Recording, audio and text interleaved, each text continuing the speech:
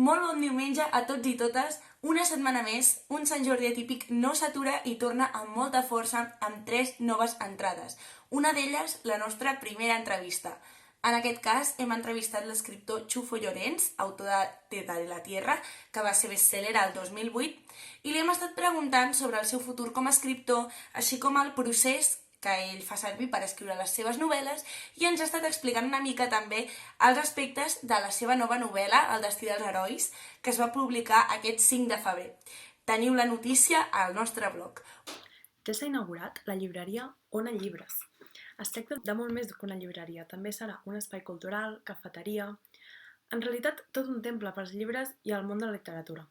Al link de la descripció us expliquem la història i com és l'experiència de visitar-la de la mà de la youtuber La Mar de Llibres.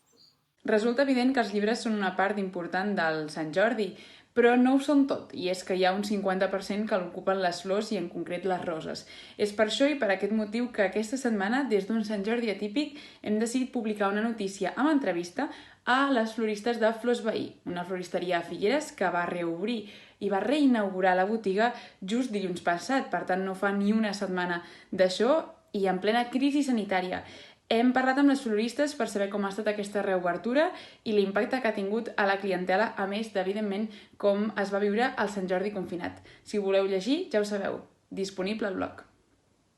I des d'editors.cat ja han explicat com serà aquest any la Setmana del Llibre en català. Serà al setembre, del 9 al 13, i part de les mesures de seguretat suposa que es traslladi al moll de la Fusta en comptes de l'Avinguda de la Catedral on es feia normalment. Tota la informació a l'entrada. I fins aquí el nostre videoresum d'aquesta setmana. Com ja sabeu, teniu les 3 entrades a l'enllaç del nostre blog i estem també molt actius a Instagram i a Twitter, per tant podeu seguir-nos a les xarxes socials. També aquesta setmana començarem la nostra newsletter, per tant podeu deixar-nos els vostres emails, podeu subscriure-us i rebreu cada setmana l'activitat principal d'un Sant Jordi atípic perquè no us perdeu res. Així que estigueu molt atents. Fins la setmana que ve!